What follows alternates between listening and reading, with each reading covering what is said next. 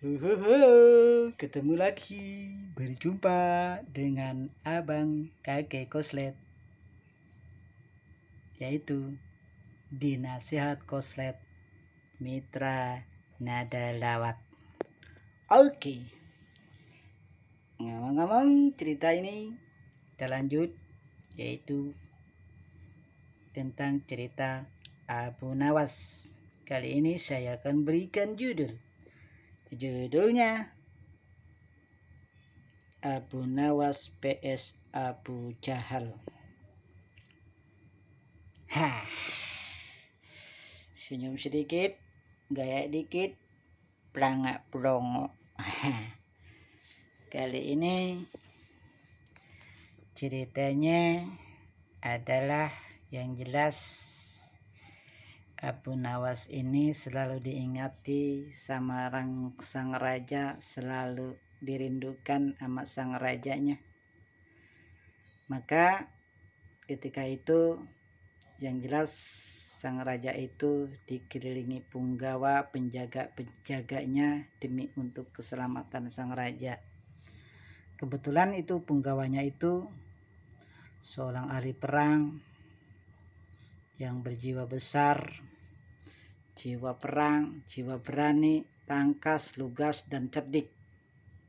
Tetapi di dalam hatinya merasakan iri karena sang raja sering murung karena tidak ada yang menghibur yang namanya Abu Nawas. Hanya itulah kelemahan si punggawa, sebut saja namanya Abu Jahal. Abu Jahal ini sang punggawa licik, cerdik, lugas, tangkap. Kalau menangkap burung atau hewan ke hutan, dia mudah didapatkannya. Dengan hasil tangkapannya dengan gampang untuk dipersembahkannya ke sang raja. Tetapi kali ini memang punggawa namanya Abu Jahal ini tidak merasa bisa menghibur, memberikan yang terbaik untuk rajanya, karena rajanya selalu murung memikirkan tentang Abu Nawas. Maka satu ketika dideketinlah sang raja itu dan untuk menghiburnya. Ampun, sambil mendekatinya bicaralah sang punggawa itu, ampun Tuan Raja, ampun Tuan Presiden, ampun Tuan, saya memberanikan diri berkata begini karena saya merasakan gak tega melihat raja selalu bersedih, selalu mengharapkan sesuatu, yaitu merindukannya seseorang yang namanya Abu Nawas. Sedangkan sekarang kan udah ada saya penjaga tua, pemanah terjitu, pemberani, menjaga Tuan dari segala arah apapun yang musuh akan menghina Tuan. Sayalah sebagai punggawanya yang akan menjaganya. Tetapi kali ini saya tidak bisa. Kok Tuan sedih terus? Kalau sedih terus, apa yang saya lakukan Tuan? Kata sang punggawa. Ya. Saya tidak sedih. Tidak. Yang saya sedihkan karena memang tidak ada yang menghibur. Saya tidak butuh perang. Saya tidak butuh makanan, hasil tangkapan buruan, dan sebagainya. Yang dibutuhkan saya hanya hiburan, mendengarkan atau melihat seseorang yang namanya Abu Nawas. Oh, kalau begitu panggil aja besok. Ya, kita panggil besok, tapi syaratnya begini aja. Nah, ada strategi. Kita ini udah mencoba, sengaja saya pernah mencoba Abu Nawas ini, ingin tahu kecerdikannya sampai di mana. Tetapi saya memang kalah. Oh enggak, kali ini tidak akan kalah Tuan Raja, kata punggawa. Saya yang akan melawan dia.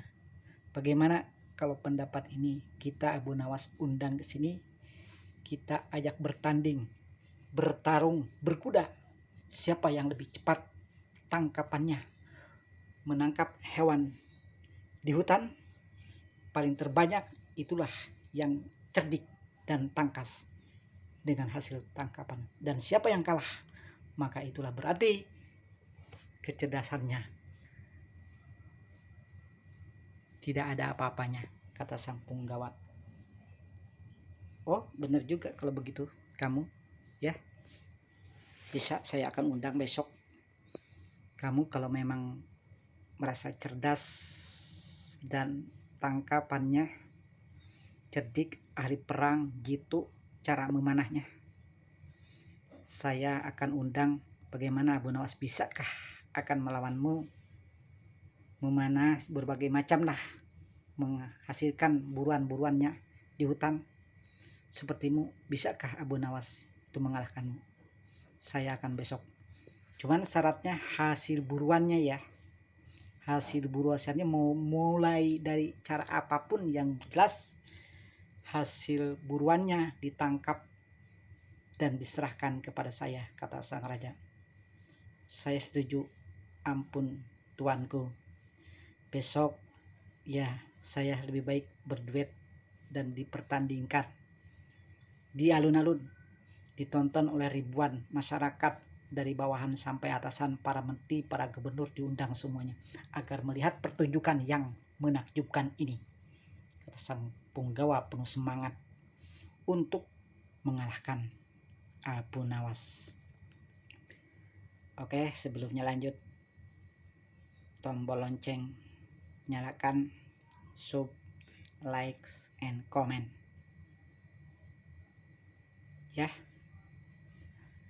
Nah, di keesokan harinya ternyata memang benar undangan raja, masyarakat, abdi-abdinya sudah berkumpul di alun-alun untuk menyaksikan pertandingan di antara kedua belah pihak, Abu Nawas vs Abu Jahal, punggawanya sang raja.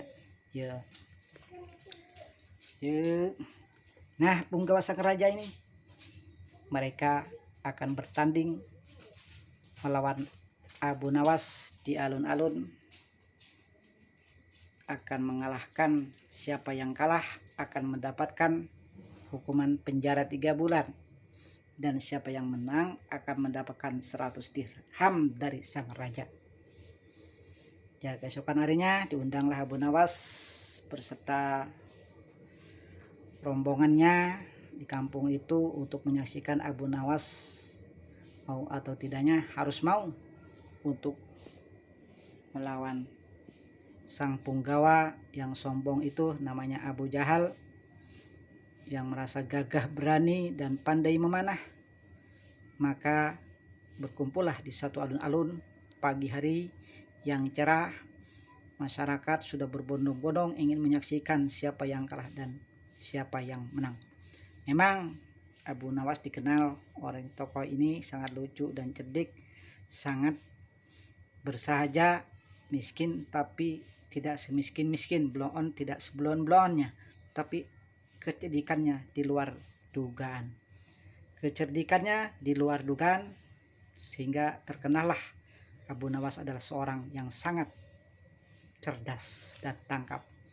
Dan sekarang akan disandingkan dan dipertandingkan juga dengan seorang ahli perang strategis di kerajaan, yaitu punggawa Abu Jahal namanya, akan bertanding melawan Abu Nawas. Oke, semua melihat pertunjukan-pertunjukan, tetapi ada yang lucu di dalam diri Abu Nawas. Memang tidak sedikit ada kegagahan, tidak ada sedikit keberanian ditampilkan, tetapi Abu Nawas bersahaja, senyum-senyum ya, seperti orang culun, seperti orang lucu, tidak menampakkan dia orang pintar. Tetapi memang Abu Nawas itulah taktik dan siasatnya. Tapi yang satunya, punggawa ini sangat gagah berani, cerdas dan tangkap. Dengan gagahnya, dengan segala atributnya, membawa panah, penembak jitu, pemanah yang sangat tidak pernah meleset dan tidak pernah melenceng. Ia selalu benar tangkapan hasilannya untuk diserahkan kepada raja selalu jitu. Saat ini akan bertanding dengan Abu Nawas yang tidak tahu apa. Berkumpullah di suatu alun-alun itu. Abu Nawas disuruh berkuda sama sang raja, juga Punggawa Abu Jahal berkuda juga. Ketika ditiupkan atau serine diberikan Abu-Abu suruh pergi ke hutan, maka lebih cepatlah sang Punggawa dengan pecutnya di kuda langsung berlari kencangnya masuk hutan. Lain dengan kuda Abu Nawas. Santai aja gua mah, kata Abu Nawas. Udah dari belakang ngikuti sang Punggawa itu yang gagah membawa kudanya lari kencang ke hutan. Mereka memang licik juga. Punggawa ini sudah menghubungi teman-temannya di hutan untuk menyerahkan hasil buruannya yang dipanah ke saya untuk dipertontonkan dan mendapatkan saya hadiah yang banyak dari sang raja. Tetapi Abu Nawas dengan santai dalam hatinya, saya tidak pengaruh semacam itu. Yang jelas ide saya, logika saya, akal saya untuk saya sendiri aja. Santai saya berangkatnya dan pulangnya juga santai. Memang petang sorenya itu datang dengan puluhan ekor yang dibawanya sang Punggawa Abu Jahal itu, berbagai macam, dari rusa, kancil, babi, dihitung-hitung 100 lebih. Ada 30 ekor rusa, 30 ekor kancil, ada 2 babi dan sebagainya, pokoknya 100 kurang lebih. Datanglah dihitung dan disaksikan oleh ribuan penonton sampai bersorak-sorai. Maka yang akan mendapatkan pemenangnya adalah, udah jelas ini adalah sang Punggawa yang tangkas dan cerdik juga cekatan ini. Lincah, kuat, langsung berani pergi meninggalkan tempat itu ke hutan dan untuk mendapatkan berbagai macam membawa tangkapannya untuk dihadapkan kepada sang raja. Nah, setelah ditilai sama sang juri, ternyata tangkapan si Punggawa itu banyak. Ada 100 kurang lebih, 30 ekor rusa, 30 ekor kancil, dan 2 babi dan sebagainya, sisanya yaitu berbagai macam hewan yang ditampilkan. Wah, kata si Punggawa itu, saya yang akan menang hari ini. Bukan hari ini, saya akan dihargai sama raja, karena saya udah jelas, saya udah kelihatan sama masyarakat, bertepuk tangan, sayalah menjadi pemenangannya. Tiba begitu dengan riuh gemuruhnya penonton melihat sang Punggawa dengan sukacita, ketenangan, bergembira, merasakan dirinya akan menang, mengalahkan Abu Nawas. Abu Nawas akan tersingkir dan terhina. Ternyata dari belakangnya Abu Nawas mengikuti pelan-pelan, perlahan berjalan. Dengan merasa kaget, rakyatnya atau penontonnya sampai mencemooh apa yang dibawanya oleh Abu Nawas. Cuman ruas bambu. Apa yang dibawa Abu Nawas? Diketawain, dihina. Abu Nawas diam, tapi diam selalu berpikir. Bukan diam berarti dia kalah, tapi diam selalu berpikir. Udah ditanyalah Abu Nawas, hai Abu Nawas, apa yang dibawa kamu dari tangkapannya? Kamu udah menyerah sekarang, udah kalah. Punggawalah yang akan menjadikan kesayangan, menjadi penjaga keraton ini dan menjaga segala-galanya dari segala kebingungan sang raja. Kamu apa yang akan dipertontonkan kepada sang raja, sedangkan tangkapanmu udah tidak ada. Berarti pemenangnya adalah sang Punggawa cerdik yang namanya Abu Jahal itu. Tunggu dulu, kata Abu Nawas dengan santai. Di kudanya turun pelan-pelan dan pelan. Ini hasil tangkapan saya dan buruan saya hanya di dalam kayu. Mendadak sontak sang Punggawa melihat ke isi kayu, apa ya, kok iya ya, dalam pikirannya, binatang tangkapan, semua binatang tangkapan, berarti itu binatang apa yang dibawanya. Ternyata dewan juri memutuskan, bukalah, kata sang raja, tutup itu agar dilihatkan kepada sang penonton apa yang dibawanya oleh sang Abu Nawas. Ternyata yang dibawanya beberapa semut, kelabang, kecoa, kalajengking, dan sebagainya. Ada di situ belalang, malah ribuan belalang banyak di ruas itu, dan dimasukkan oleh Abu Nawas ke dalam bambu. Lemaslah melihat si punggawa itu, melihat ke Abu Nawas, gak sadarkan diri si punggawa itu lemas, gagah dengan menangkap beberapa ekor hewan buruannya. Ternyata yang dibawa Abu Nawas hanya adalah semut, ribuan semut, belalang, ribuan belalang, kecoa dan kalajengking dan sebagainya ada di dalam ruas bambu itu. Akhirnya kalau dihitung tidak terhitung. Inilah kecerdikan hasil tangkapan Abu Nawas. Bukanlah yang ditangkap berapa ekor kambing, berapa ekor rusa, berapa ekor babi, berapa ekor kancil untuk dipersembahkan raja, cuman hanya semut. Inilah raja bisa tersenyum lagi semenjak dia murung, ternyata terhibur lagi dengan adanya Abu Nawas.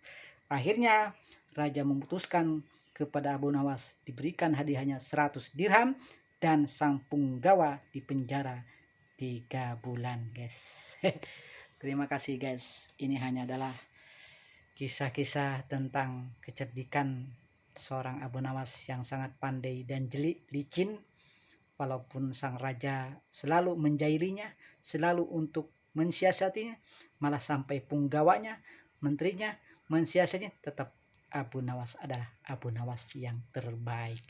Terima kasih, guys. Hanya itu yang saya sampaikan. Lain kali kesempatan video-video berikutnya, semoga ini bisa menghibur dan memaknai menontonnya. Sampai jangan lupa lonceng nyalakan dan sub ya. Terima kasih, guys. Assalamualaikum warahmatullahi wabarakatuh.